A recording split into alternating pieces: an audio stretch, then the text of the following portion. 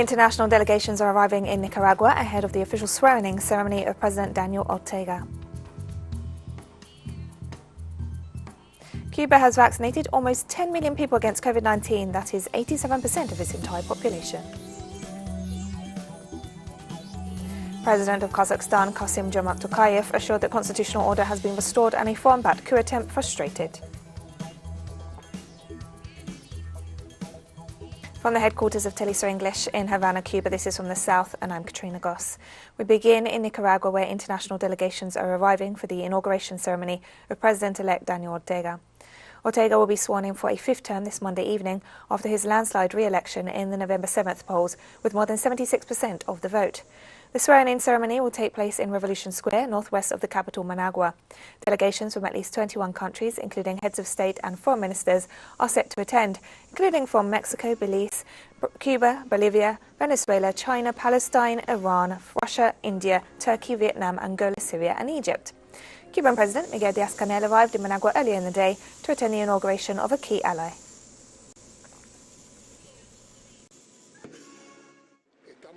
We're very happy once again to arrive in Nicaraguan soil, a sister nation, a friendly country, and people we know, and in the name of the Cuban people, the government, and Army General Raúl Castro, we want to convey to the Nicaraguan people all our congratulations for the magnificent victory achieved on November 7.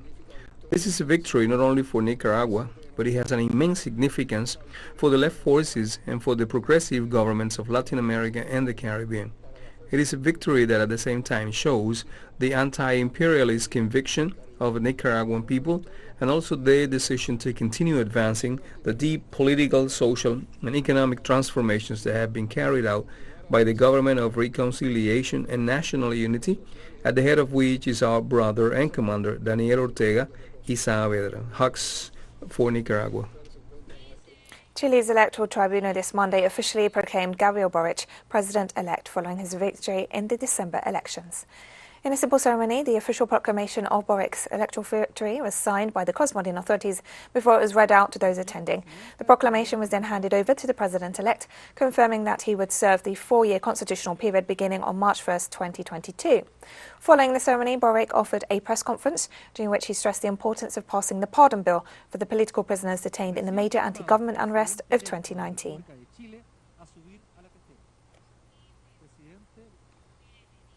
1 month after a tragic accident that cost the lives of 56 asylum seekers in the Mexican state of Chiapas, authorities continue the investigations. On December 9th, a trailer illegally carrying 160 asylum seekers overturned on a highway, killing 56 of them, most of whom were Guatemalans. Authorities have managed to repatriate almost all the bodies, but to date there have been no revelations as to those who are responsible for the tragedy.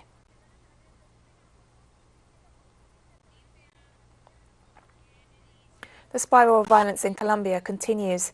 This Sunday, 2 new massacres were reported in different parts of the country, bringing the total number registered so far this year to 4. According to the Institute for Development and Peace Studies, at least 3 people from the same family were murdered by illegal armed groups in the municipality of Zona Bananera in the northern department of Magdalena. A similar attack took place in the municipality of Colón in the western department of Nariño, where 3 residents were killed and 4 were wounded by armed men. A total of 96 massacres were reported in Colombia in 2021, in addition to the assassinations of 170 social leaders throughout the country.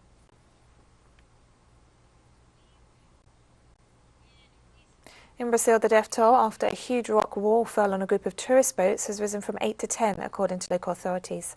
The fire department said that rescue teams located the bodies of the last 2 missing persons reported in the area of the accident, which took place in the state of Minas Gerais in the southeast of the country. In addition to the 10 fatalities, some 30 people were injured, 4 of whom needed to be hospitalized. Authorities suspect that heavy rainfall in recent days in the region put pressure on the walls of the canyon, which is made up of sedimentary rocks that are less resistant to the weather. And we'll be right back after this very short break. Don't go away.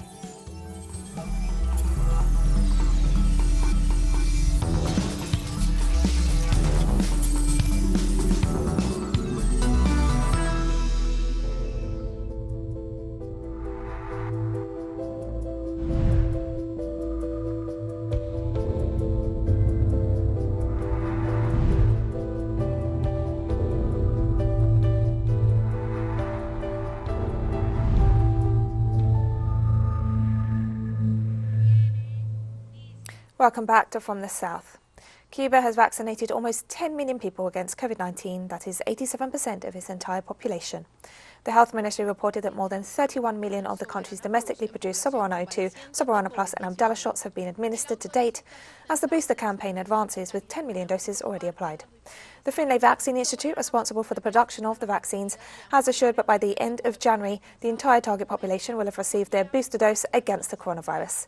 Cuba is the first Latin American nation to produce its own vaccines, which have proven to be highly effective in protecting from COVID complications, and has provided doses to several other nations.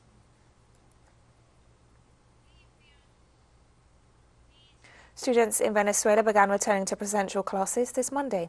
The move, announced by President Nicolas Maduro, includes all educational levels and comes under strict biosecurity measures to protect teaching staff and students alike.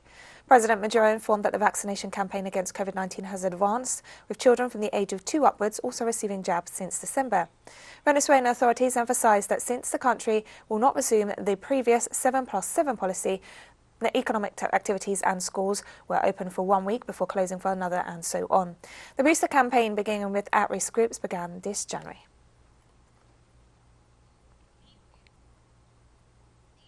Ugandan children have returned to school after nearly 2 years. The country ended the world's longest school closure on Monday, ordering millions of students back to the classroom, nearly 2 years after in-person learning was suspended because of the coronavirus pandemic. Students poured through school gates that were shut in March 2020 when COVID-19 swept the globe, greeting teachers and friends after 83 weeks outside the classroom. All schools have implemented guidelines and standard operating procedures to ensure the safe return of students, and measures have been put in place to ensure those who don't comply do so. But for some parents, the return to school has been difficult after the economic pain caused by pandemic curfews and lockdowns.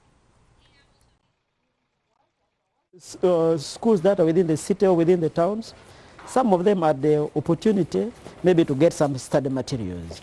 And they did something for some time, but when it is not well supervised still, you'll find that they might have studied, but not to the best of their ability. With the schools up country, some of them did not study anything completely. And we have taken 2 years without coming to school, but now I'm very happy to see my children coming back to get their, to see the children back and to get their friends. They have been missing them. Feeling today? I am happy because I was missing my teachers and my study. India has launched its booster campaign as Omicron cases soar. Booster shots were rolled out for frontline workers and vulnerable people on Monday as authorities grapple with a rapidly escalating outbreak driven by the new variant. Daily case numbers are approaching the enormous figures seen last year, with nearly 180,000 new infections recorded overnight, up nearly 6 times from a week earlier, with several urban centres imposing nighttime curfews and restrictions on public gatherings. People aged 60 and above with pre-existing medical conditions, health professionals and other essential workers are eligible for a booster 9 months after their second jab. We are happy that we have started with the precaution doses. So seeing the number of spike and increase in cases nowadays, it's necessary that we start protecting our population better in a better way. So we are happy that we are doing it now. My advice that every people, every citizen of everywhere, of every country in the world should get vaccinated. It is the Modi government which is helpful, very helpful to its people and also the people around the world, that we are supplying vaccination to other parts of the world also. Every people should get benefit from the vaccine. They should be vaccinated. The number of flights suspended around the world due to the novel coronavirus continues to rise. In the last 24 hours, around 3,500 flights have been cancelled, and the number is expected to increase. Flight cancellations as a measure to contain the advance of the pandemic returned in November when the Omicron variant was first identified in Africa. Days later, the new variant began to wreak havoc in Europe, the United States and Asia. In turn, a wave of flight cancellations is reaching Latin America. In Mexico alone, more than 60 flights were cancelled by Mexican Airlines after 87 pilots tested positive for COVID. But not all cancellations are due to COVID and its variants, as many flights have also been cancelled due to bad weather conditions.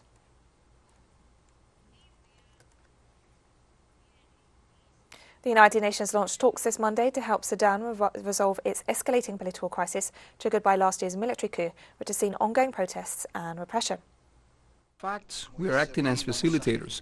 We have presented a project for facilitating talks between the Sudanese people and the Sudanese parties through us, which means the talks will be indirect, and that is why we have come to say that we are here to consult with you. If things progress well, we might be able to reach an agreement on certain points. We might reach a stage where we can say that we're ready to move to another phase. And the round table that the Prime Minister Abdallah Hamdok spoke of when he stepped down is still available. We're here just facilitating.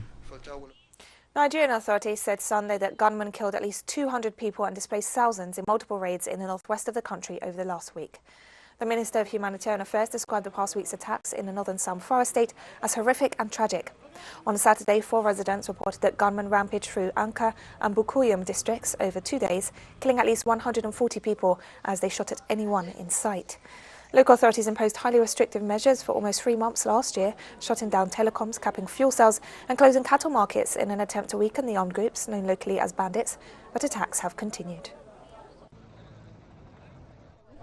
I never expected to see my relatives again. After we ran and left the village, I did not see them, but I have seen them now, thank God. Nobody told you about situation of our village, but I don't think there is anybody in that village now, including security. And we have more stories coming up after this final short break. Stay with us.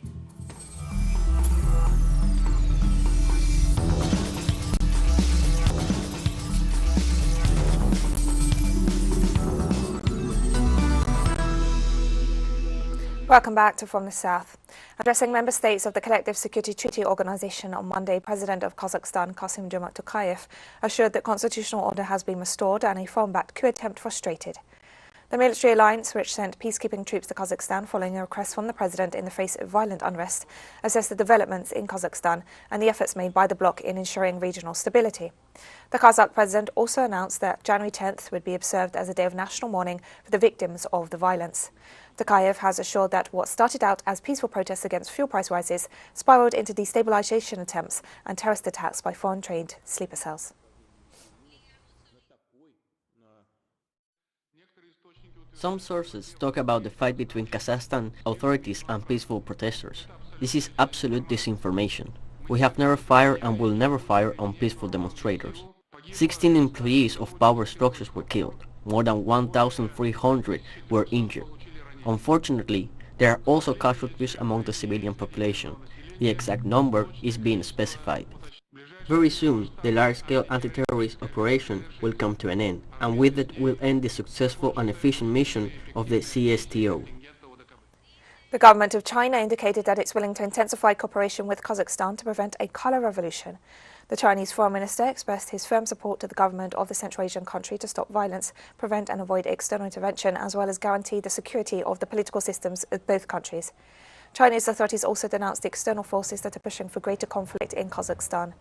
Meanwhile, they expressed their full support for all national and international efforts to help authorities put an end as soon as possible to the violent unrest that has claimed the lives of over 100 people.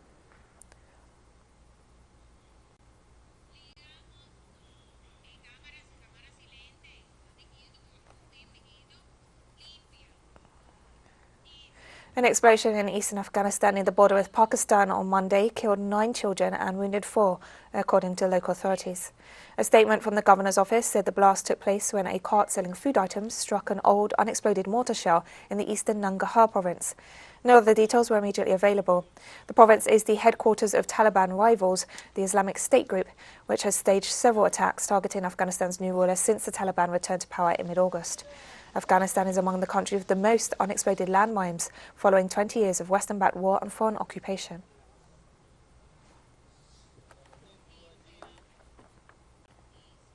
Iran's foreign ministry said Monday that efforts by all parties to revive the country's 2015 nuclear agreement with world powers have resulted in good progress during the talks in Vienna. This progress is the result of the efforts made by all parties to reach a stable agreement. There has been good progress on all 4 issues of removing sanctions, nuclear issues, verification and obtaining guarantees. ما We are باید به seeking a reliable and مذاکراتی stable deal. If the other party thinks an یعنی unstable and مذاکراتی رو باید unreliable ادامه بدیم که agreement is to نتیجه their اون یک benefit, this is not what توافق the Islamic پایدار و Republic قابل is after. اتکا باشه.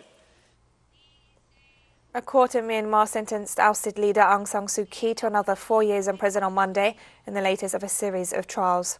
Suu Kyi was convicted for the illegal possession and import of walkie-talkies and breaking COVID-19 rules. She was first convicted in December and given a reduced jail sentence of 2 years. The former leader has been detained since a military coup last February and faces about a dozen charges, all of which she denies. The charges in the latest case stem from when soldiers searched her house on the day of the coup by forces led by Army Chief General Min Aung Hlaing. The devices they say they discovered are presumed to have been used by her security guards, resulting in a conviction widely viewed as no more than a tactic to justify detaining her.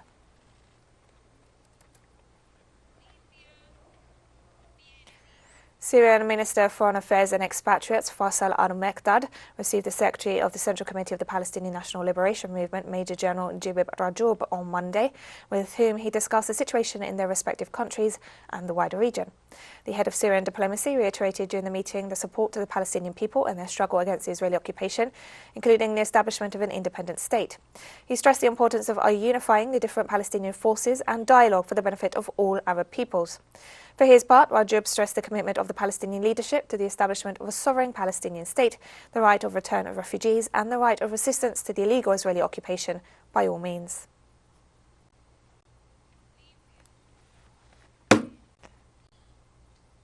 This Monday, Russian and United States delegations met in Geneva for a round of strategic consultations in the face of escalating tensions. The meeting comes after weeks of tensions over military deployment on Ukraine's border with Russia. The talks will focus on nuclear arms control and the escalation of tension around the peninsula. The Russian delegations, headed by Deputy Foreign Minister Sergei Ryabkov, and the US delegation by Under-Secretary of State Wendy Sherman. The Russian Deputy Foreign Minister reiterated that Moscow is seeking legal guarantees of the non-expansion of the North Atlantic Treaty Organization. For his part, US Secretary of State Antony Blinken said that the delegations could lay the groundwork for re-establishing the Intermediate-Range Nuclear Forces Treaty.